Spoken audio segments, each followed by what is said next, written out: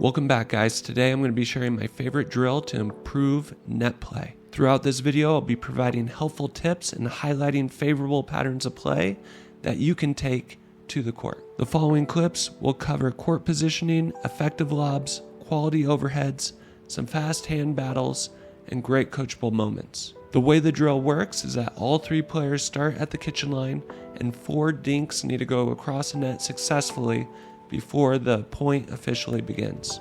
Let's jump into the video. First thing that I should point out is that my opponents have their forehands in the middle, so that's their strength. I'm going to try to pull Paul off the court, open up the middle, but you notice how Chris slid back to the center.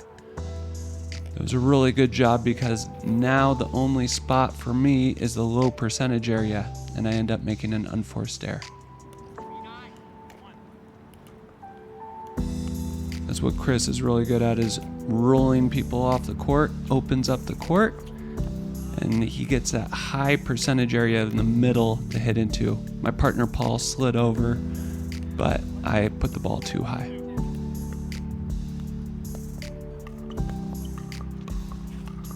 You can see Chris just pulled Paul off the court, which made me go to the middle, and we keep on sliding from side to side, trying to cover the high percentage area, the line in the middle. But unfortunately, Chris is really good at placing the ball, so he's able to put the ball where we're not, get us stretched out, win the point.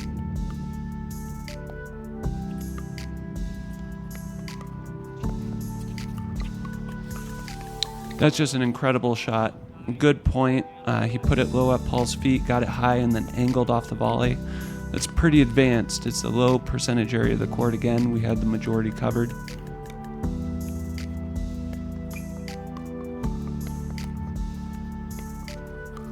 Great get by me. Look at that. He hits it sharp angle in the kitchen. Everything is taken, right? The middle, the line, but he goes sharp cross court. Low percentage, but he's making them, right? So you have to respect your opponent and be ready for that.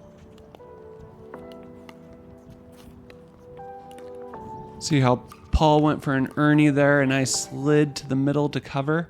That's what you want to do.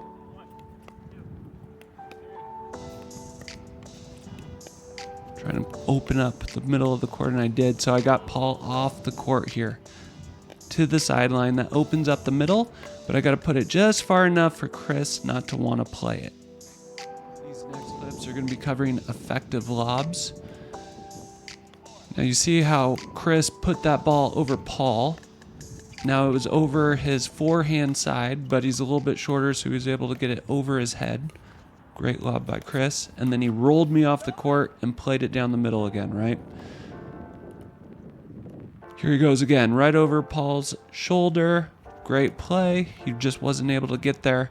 So that's a good one. If you're playing against someone who's a little bit shorter, you can go straight ahead, put it over him.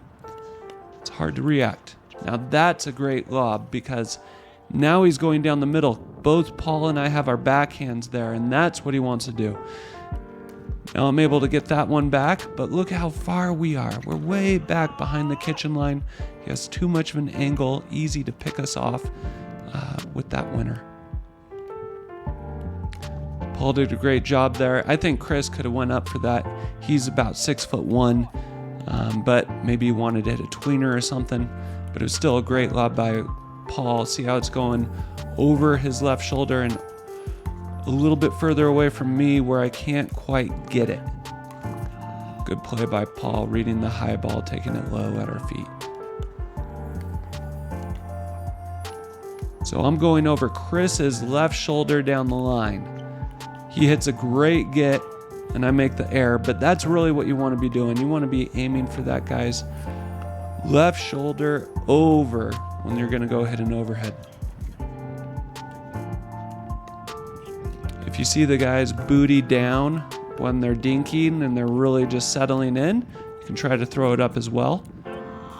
I threw it over Chris and Paul's left shoulder there. Again, that's the pattern that's going to pay off in the long run. This next segment is going to be quality overheads. One thing that you'll notice is when we are hitting our overheads in this segment, we're turning our shoulders and hips early because we get a little read on it which allows us to get the ball back. That's one thing that a lot of beginners end up doing, is they keep their shoulders and hips square to the net, and then they backpedal.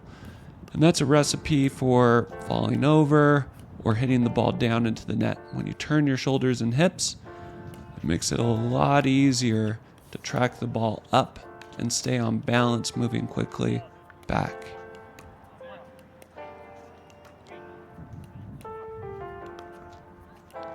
Now that lob was right to Paul. Now he read that early, so he was able to just turn, take a couple drop steps, and pound that overhead back.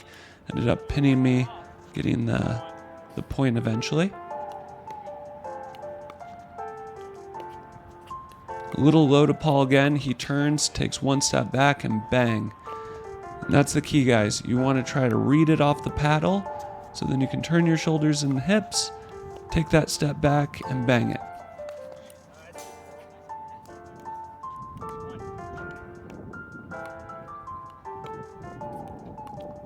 Read that one right away. Paul's pretty good at seeing the other player's booty to go down, and then once you kind of settle in, he'll try to surprise you. Here, Paul was backing up in a fast hands exchange. When you have those types of battles, you only want to back up if your partner puts up a high ball or you put up a high ball and you know that it's going to be coming hard. Here, Chris did a pretty good job. He just needs to be ready.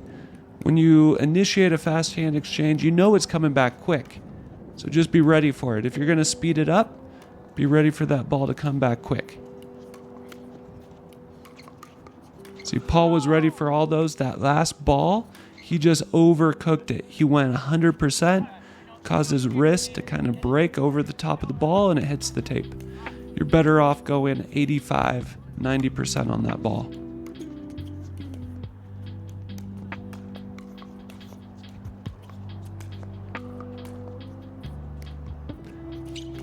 With good momentum shifts, they put the ball low on me, right? Whenever you put the ball low to your opponent, it's very hard to keep the ball low back, especially if you put it with pace.